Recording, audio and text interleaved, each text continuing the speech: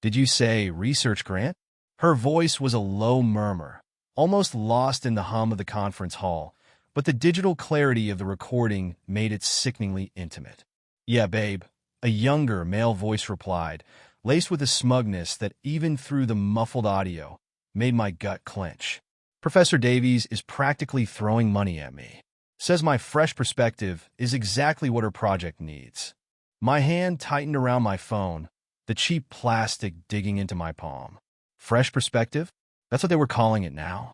My wife, Dr. Eleanor Davies, a celebrated professor of sociology at prestigious Crestwood University, and some kid barely out of grad school, whispering sweet nothings about research grants and fresh perspectives. And you? Eleanor purred, a sound I hadn't heard directed at me in years. What do you think my project needs, Ethan? Ethan. So that was his name? Ethan, the teaching assistant Eleanor had mentioned hiring a few months back, praising his sharp mind and eagerness to learn. Eagerness to learn what exactly I was now finding out in excruciating detail. Needs me. Ethan chuckled, the sound echoing in my ears like a death knell to my 20-year marriage. Needs a younger, hungrier mind. Someone who appreciates your guidance. Guidance. Right. The recording crackled. Then there was a soft, wet sound, unmistakably a kiss. My breath hitched. Around me, the academic conference buzzed with polite chatter, the clinking of coffee cups, the rustle of programs. But all I could hear was the sound of my world shattering. This was supposed to be my week. The annual American Sociological Association Conference in Chicago. Mark Olson, 48, associate professor of history at Crestwood, had a paper to present on the evolving narratives of American masculinity. Eleanor, 46, was here too, of course, presenting her latest work on social stratification. We'd flown in together, shared a hotel room, even managed a strained smile over breakfast this morning. Everything looked normal on the surface. Beneath it, apparently, was a cesspool of deceit. The recording had been sent to me anonymously, a simple email with an attachment and the subject line. Thought you should hear this. No name, no explanation. Just this digital bomb dropped into my lap. I'd listened to it in the sterile quiet of my hotel room during the lunch break, thinking it was some kind of prank, some wrong number voicemail. Denial, thick and suffocating, had been my first reaction. But the voices, there was no mistaking them. Eleanor's slightly husky timbre, that intellectual lilt she got when she was trying to be seductive, and Ethan's youthful arrogance, a tone I now recognized as dripping with misplaced confidence, the kind that comes from being the flavor of the month. I'd stumbled out of the hotel, needing air, needing to move, ending up in this crowded conference hall, the recording still playing softly on my phone, a soundtrack to my personal apocalypse. I scanned the room, my eyes searching, desperate to find her, to confront her, to scream, to understand. Or maybe just to confirm it was real, not some elaborate nightmare my stressed-out academic brain had conjured. Then I saw her. Across the room, by the refreshment table, Eleanor was laughing, head thrown back, her silver-streaked blonde hair catching the light. She was talking to someone, animated, gesturing with her hands. Beautiful. Even now, even knowing what I knew, the words sprang unbidden to my mind. Eleanor had always been beautiful, in a sharp, intellectual way. High cheekbones, intelligent green eyes that could dissect your soul with a single glance, a body that, even after 2 decades of marriage and the subtle softening of middle age, still turned heads. She was wearing a tailored navy dress that day, simple yet elegant, accentuating her long legs and the subtle curve of her waist. A woman who knew her power, who wielded it effortlessly. But she wasn't talking to Ethan. She was with Dr. Alastair Finch, head of the sociology department at Crestwood, a man I'd always considered a friend, a colleague, someone I trusted. Alastair, with his avuncular smile and tweed jackets, the very picture of academic integrity. He was leaning in, listening intently, his eyes crinkling at the corners as Eleanor spoke. They looked comfortable, too comfortable. A wave of nausea washed over me. Was Alastair on it too? Had everyone known, except me? The thought was a fresh stab of pain, sharper than the recording, colder than the Chicago wind whipping outside. I needed to get out of there. Needed to think, to process, to figure out what the hell was happening to my life. I turned abruptly, pushing through the crowd, blindly heading for the exit. The recording looped back to the beginning on my phone, Eleanor's voice echoing again. Did you say research grant? I shoved the phone into my pocket. The sound finally silenced, but the words, the implication, the betrayal, were now burned into my brain, an endless, agonizing loop.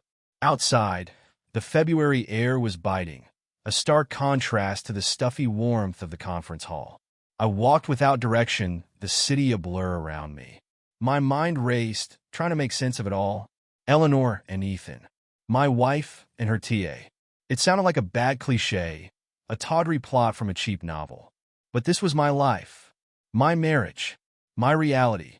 I thought back to the past few months, searching for clues, for signs I'd been too blind to see. Eleanor had been distant, yes, but that wasn't new. Work had always been her priority, her passion. I'd accepted that, even admired it. We were both academics, driven, ambitious. Our shared intellectual pursuits had been the bedrock of our relationship, the glue that held us together. Or so I thought. There had been late nights in her office, of course. Grant proposals, she'd said, deadlines looming. And the occasional weekend research trips, field work, she called them. I hadn't questioned it. Why would I? Eleanor was a respected scholar, dedicated to her work. Trust, I realized with a bitter taste in my mouth, had been my fatal flaw. I trusted her implicitly, blindly, never imagining she was capable of this. And Ethan, I'd met him once, briefly, at a faculty dinner. A skinny kid with floppy brown hair, earnest eyes behind wire-rimmed glasses, and an eager-to-please smile. Harmless. That was the word that had come to mind. Utterly, completely harmless. How wrong I'd been. My feet carried me to Millennium Park, the iconic bean sculpture reflecting the gray Chicago sky. Tourists milled around, snapping photos, oblivious to the turmoil raging inside me. I sat down on a bench, staring blankly at the distorted cityscape reflected in the bean's mirrored surface. Everything felt distorted, unreal. My life, my marriage, my understanding of Eleanor, all warped and twisted, unrecognizable. I needed to talk to someone. But who? Alistair was out of the question, obviously, and I couldn't imagine confiding in any of our colleagues, not yet. The shame, the humiliation, was already a heavy weight in my chest. I didn't want to broadcast my pain to the entire department. Then I thought of Sarah. Sarah Walker, my oldest friend, practically my sister. We'd known each other since grad school, navigated the treacherous waters of academia together, celebrated each other's successes, and commiserated over rejections. Sarah was a professor of literature at Northwestern, just a short train ride away. If anyone could offer advice, a sane perspective, it was her. I pulled out my phone again, scrolling through my contacts until I found her name. Hesitantly, I pressed call. It rang twice before she answered, her voice bright and cheerful, a stark contrast to my inner turmoil. Mark? Hey, what are you doing calling? Aren't you supposed to be dazzling the ASA with your insights into masculinity? I managed a weak chuckle. Something like that. Actually, Sarah, I need to talk to you. Can you meet? Like now? There was a pause, a shift in her tone. Now? Is everything okay? You sound off. No, Sarah, nothing's okay. Everything's fucked up. Can we meet? Please? Okay, calm down. Where are you? I can get away for an hour or so. Meet me at that coffee place near campus. The Daily Grind? Perfect. Thanks, Sarah. You're a lifesaver. Just get there, Mark, and try to breathe. I'll be there as soon as I can. I hung up, a sliver of relief cutting through the fog of despair. Sarah, just the thought of talking to her, of sharing this burden, made me feel a little less alone, a little less like I was drowning. I got up from the bench, the cold seeping into my bones, and started walking towards the train station, towards Northwestern, towards Sarah, towards some semblance of sanity in the chaos that had become my life.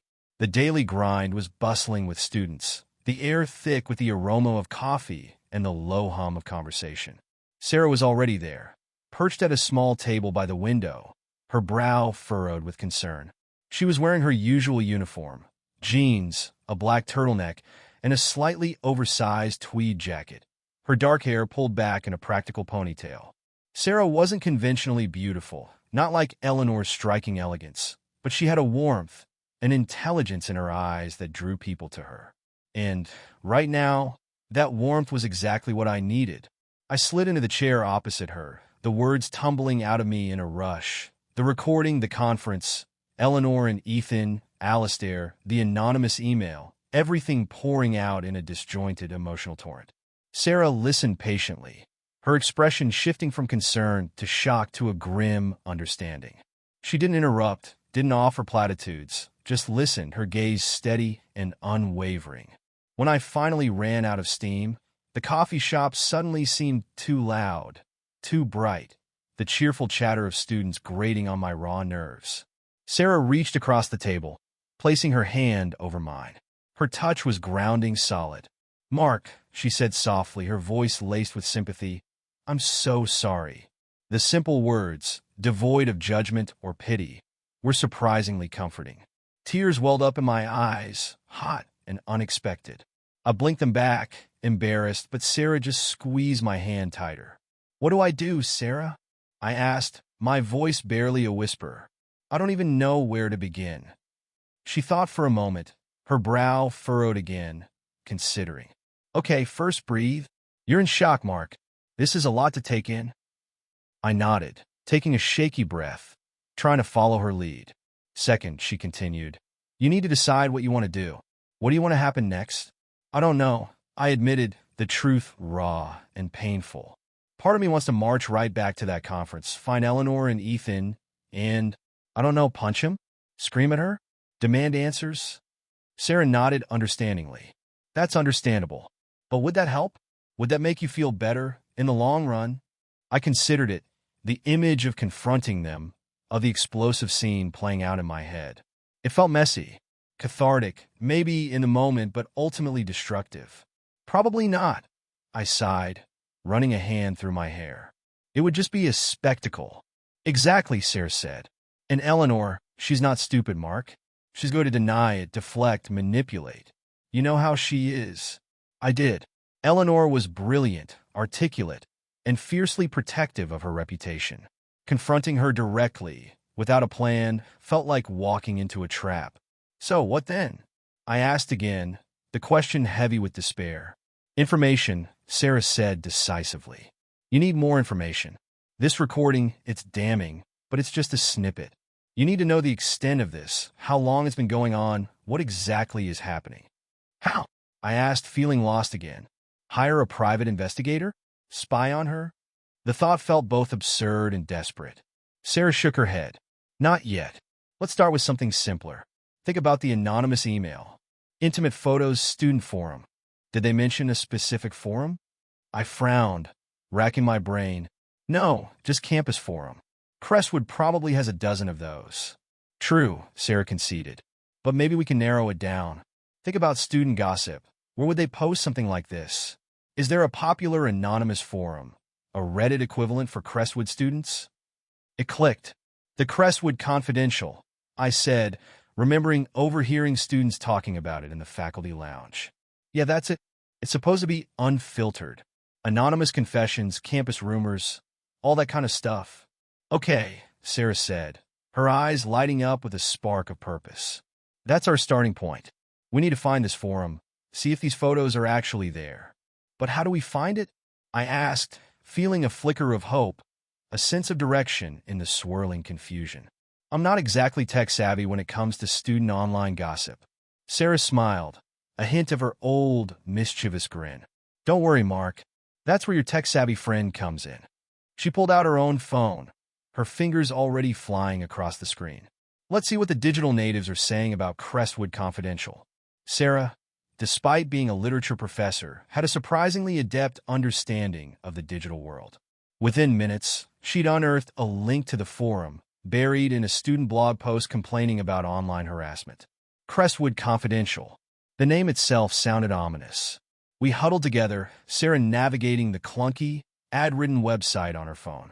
It was exactly as described, a chaotic mess of anonymous posts, ranging from mundane complaints about cafeteria food to vicious personal attacks. Finding anything specific felt like searching for a needle in a digital haystack. Okay, keywords, Sarah muttered, scrolling through the endless feed. Let's try Professor Davies, sociology, TA, Ethan. We typed in various combinations, filtering, searching, sifting through the digital detritus. Nothing. For a moment, despair threatened to engulf me again. Maybe the photos weren't real. Maybe the email was just a cruel hoax, preying on my insecurities. Wait, Sarah said suddenly, her finger hovering over a post. Look at this. Posted yesterday. Anonymous, of course. The post was short, cryptic. Heard Professor D is getting extra credit from her TA. Research lab after hours is getting steamy. Pics, or it didn't happen. Well, pics are coming soon. Stay tuned, Crestwood. My heart pounded in my chest. Pics are coming soon, this was it. This was the leak. We scrolled down, holding our breath. And then, there they were, attached to a follow-up anonymous post, just minutes old. 2 photos. Grainy, taken from a distance, but undeniably clear. Unmistakably Eleanor and Ethan. The first photo was in what I recognized as Eleanor's research lab, the cluttered shelves of sociology journals, and the whiteboard covered in scribbled notes in the background. Eleanor was leaning back against her desk, Ethan standing close, his hand resting on her waist, his face inches from hers. Their bodies were almost touching, the air thick with unspoken intimacy. The second photo was even more explicit, taken from a different angle, closer, capturing a moment of blatant physical affection. Eleanor's hand was on Ethan's chest, her fingers curled into his shirt, her lips pressed against his neck.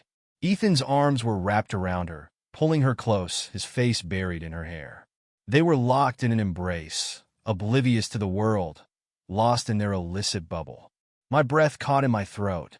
The photos were undeniable, irrefutable proof. The recording, the forum posts, the photos had all coalesced into a crushing, undeniable reality. My wife was having an affair, and the whole damn campus, it seemed, was about to know about it. Sarah was silent beside me, her hand still resting on mine, her gaze fixed on the screen, her expression a mixture of shock and sympathy. She didn't need to say anything. The photos spoke volumes. They screamed betrayal. They whispered humiliation. They roared with the shattering of everything I thought I knew about my life. I stared at the photos, my mind numb, my emotions a chaotic jumble of anger, hurt, and disbelief. This was it, the point of no return. My marriage, my life, was irrevocably changed, and I had no idea what to do next. Mark, Sarah said finally, her voice soft but firm, breaking the heavy silence. You need to go home. Not to Chicago. Home. To Crestwood. You need to deal with this, face to face. She was right. Hiding in Chicago, drowning in coffee and shock, wasn't going to solve anything.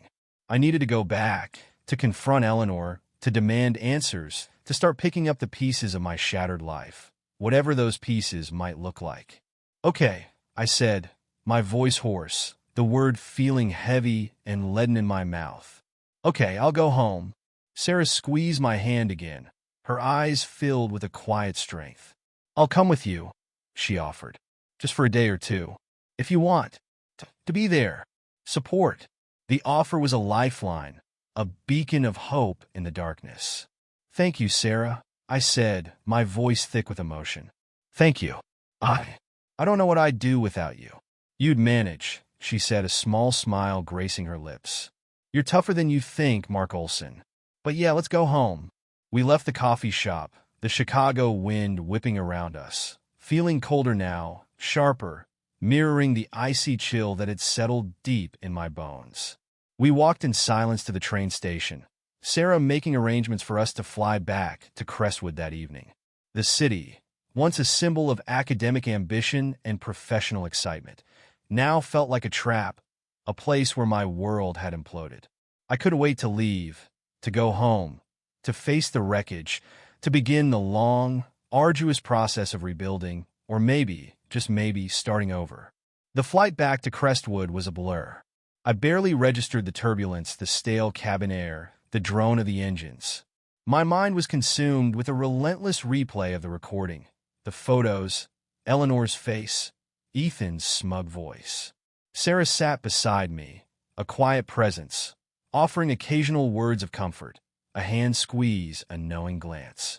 I was grateful for her silence, for her understanding. Words felt inadequate, useless in the face of such profound betrayal. We landed in Crestwood late that night, the familiar small-town airport feeling strangely alien, tainted by the knowledge of what awaited me. Sarah had insisted on driving me home, her rental car a silent cocoon against the cold February night.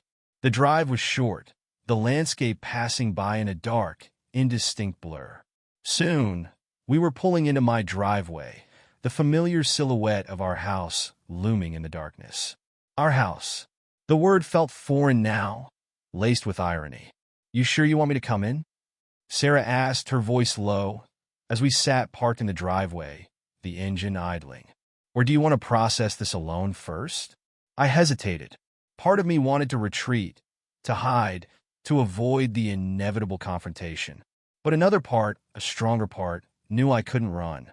I had to face this head-on, and having Sarah there, even just for a little while, felt like a necessary shield against the storm. "Come in," I said finally, my voice firmer than I expected. "Please. I don't want to be alone right now." Sarah nodded, turning off the ignition. We got out of the car, the cold air biting at our faces. The house was dark, silent. Eleanor was still in Chicago, presumably, basking in the afterglow of her academic triumph and her illicit rendezvous. The thought sent a fresh wave of anger through me, hot and visceral. I unlocked the door, the familiar click sounding jarringly loud in the quiet night. We stepped inside, the house enveloping us in its familiar scent of old books and beeswax polish. It was a comfortable house, filled with memories, with the echoes of our life together. Memories that now felt tainted, poisoned by deceit. I turned on the lights, the sudden brightness illuminating the living room, revealing the familiar decor, the worn leather couch, the overflowing bookshelves, the Persian rug we'd picked up on a trip to Istanbul years ago. Everything was exactly as it should be, outwardly normal, masking the gaping chasm that had opened up beneath the surface. Sarah stood just inside the doorway, observing, her presence a quiet anchor in the swirling chaos of my emotions. "Want a drink?" she asked, her voice gentle. "Whiskey. Wine." "Whiskey," I said, the word feeling rough and urgent. "Neat. Make it strong." Sarah nodded, heading towards the small bar in the corner of the living room. She poured 2 generous glasses of whiskey, handing one to me. I took a large gulp, the burning liquid searing its way down my throat, a momentary distraction from the burning pain in my chest. "So," Sarah said, settling into an armchair, her gaze steady on me. "What's the plan?" I swirled the whiskey in my glass, staring into its amber depths, searching for answers, for a plan, for anything solid to hold on to. But my mind was still a whirlwind of emotions, of fragmented thoughts, of unanswered questions. "I don't know," I admitted again, the words feeling heavy with defeat. "I honestly don't have a plan. I need to confront her. I need to know why. How long. Everything." "Okay," Sarah said calmly. "That's a start.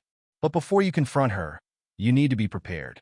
You need to think about what you want to say, what you want to ask, what you want to achieve from this confrontation." She was right. Rushing into a confrontation fueled by raw emotion would be a mistake. I needed to be strategic, to be clear-headed, as much as that felt impossible in this moment of emotional turmoil. "What do you suggest?" I asked, looking at her, seeking her guidance, her wisdom. Sarah took a sip of her whiskey, her gaze thoughtful. "First," she said, "wait until she gets back from Chicago. Don't ambush her at the conference. Give yourself some time to process, to gather your thoughts. And give her time to come home at least." It made sense. Confronting her in Chicago, in the midst of her professional triumph, felt like giving her the upper hand, allowing her to control the narrative. Waiting until she was back home, on my territory, felt like a way to regain some control, some agency in this situation. "Okay," I said, nodding slowly. "Wait until she gets back." When is that? I checked my phone, scrolling through our flight itineraries. Tomorrow evening, I said. Flight arrives around 7 p.m. All right, Sarah said. So, we have until then. Let's use this time wisely. Let's think about what you want to say, what you want to know, and let's think about what you want to do afterwards. The question hung in the air, heavy with unspoken implications. Divorce, separation, reconciliation. The possibilities stretched out before me, daunting, terrifying, and utterly unknown. I took another gulp of whiskey, the burn a welcome distraction from the icy fear gripping my heart. The road ahead was long, uncertain, and filled with pain. But with Sarah by my side, I felt a flicker of resolve, a spark of determination to face whatever came next, to navigate this treacherous terrain, and to somehow, someday, find my way back to solid ground. The next day crawled by, each hour stretching into an eternity. Sarah stayed with me, a quiet, steady presence, offering support without being intrusive. We talked, mostly about practicalities, what to say to Eleanor, what to do with the photos, what legal options I might have. We avoided delving too deeply into the emotional morass, the raw pain of betrayal, the gaping wound in my heart. That felt too overwhelming, too raw to confront directly just yet. Sarah helped me draft a list of questions for Eleanor, focusing on facts, on concrete details, trying to strip away the emotional fog and get to the truth. How long had it been going on? Was it just Ethan? Was Alistair involved? What did she want now? Did she want to save our marriage? Or was this the end? The questions felt cold, clinical, inadequate to capture the depth of my hurt, but Sarah insisted on focusing on the practical, the actionable. Emotions will cloud your judgment, Mark, she'd said, her voice firm but gentle. You need to be clear-headed to get the information you need before you let your emotions take over. She was right, of course, but suppressing the emotions, the rage, the hurt felt like holding back a dam about to burst. I spent the day in a state of tense anticipation, pacing the house, staring out the window, jumping at every sound. The hours ticked by with agonizing slowness, each minute bringing me closer to the inevitable confrontation. As evening approached, the tension in the house thickened, palpable, suffocating. Sarah ordered takeout, bland comfort food that neither of us could stomach. We sat in silence, the ticking of the grandfather clock in the hallway amplifying the oppressive quiet. The sky outside darkened, the streetlights flickered on, casting long shadows across the lawn. It was almost time. Around 6:30 p.m., Sarah suggested we drive to the airport to pick up Eleanor. Better to meet her there, she said, than have her walk into this atmosphere alone. It was a tactical move, a way to control the initial encounter, to set the stage for the confrontation on my terms. We drove to the airport in silence, the car a metal box filled with unspoken dread.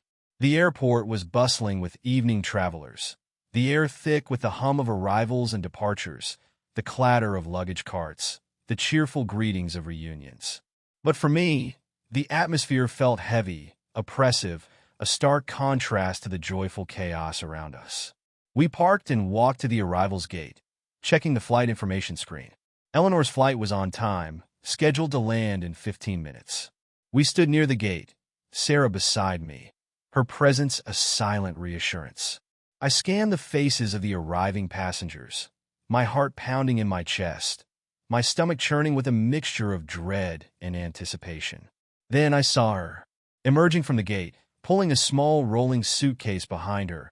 Eleanor looked exactly as she always did, composed, elegant, effortlessly in control. She was wearing a charcoal gray pantsuit, her silver blonde hair perfectly styled, her expression calm, serene. No hint of guilt, no flicker of remorse. Just the cool, collected facade of Professor Eleanor Davies. For a moment, I hesitated, frozen, unsure how to approach her, what to say. But Sarah nudged me gently, a silent encouragement. I took a deep breath and started walking towards her, my steps heavy, deliberate, each footfall echoing the pounding of my heart. Eleanor saw me then, her eyes widening slightly, a flicker of surprise, or maybe apprehension, crossing her face. She stopped walking, her gaze locking onto mine. For a long moment, we just stood there, facing each other, the noise of the airport fading into a dull background hum. The unspoken accusations, the unspoken betrayals, hung heavy in the air between us, a chasm wider and deeper than any words could ever express. "Mark," she said finally, her voice cool, composed, betraying nothing. "What are you doing here? I wasn't expecting you until tomorrow." Her words, so casual, so deceptively normal, felt like a slap in the face. As if everything was fine, as if nothing had changed, as if she hadn't been betraying me, humiliating me, shattering our marriage into a million pieces. The anger, the rage I'd been holding back all day, threatened to erupt, to consume me. But I took a deep breath, remembering Sarah's advice, focusing on the questions, on the facts, on the truth. "We need to talk, Eleanor," I said, my voice low, steady, betraying none of the turmoil raging inside me. "About Chicago, about Ethan, about everything." Her composure faltered then, just for a fraction of a second, a flicker of panic in her eyes, a tightening of her lips. But it was quickly masked, replaced by a defensive coolness, a practiced detachment. "Mark, I don't know what you're talking about," she said, her voice still calm, but with a subtle edge now. "I'm tired. I've had a long flight. Can we please just go home?" "No, Eleanor," I said, my voice hardening, the anger finally breaking through the carefully constructed facade of control. "We are not going home. Not until we talk. And don't insult my intelligence by pretending you don't know exactly what I'm talking about." I pulled out my phone, my hand shaking slightly, and held it out to her, the screen displaying the grainy, incriminating photos from the Crestwood Confidential forum. Her eyes widened, her breath catching in her throat. The carefully constructed mask of composure finally shattered, replaced by a raw, naked expression of shock, fear, and something else, something I couldn't quite decipher. Guilt? Shame? Or just anger at being caught? She stared at the photos, her face paling, her lips trembling. The bustling airport faded away, the noise, the crowds, the cheerful reunions, all dissolving into a silent, suffocating vacuum. In that moment, standing face to face in the sterile fluorescent light of the airport arrivals gate, I saw my wife, truly saw her for the first time in a long time. And what I saw was not the brilliant, elegant professor, the successful academic, the woman I thought I loved. I saw a stranger, a betrayer, a woman who had systematically dismantled everything we had built together, brick by deceitful brick. And in that moment, I knew, with a chilling certainty, that our marriage, our life together, was irrevocably over.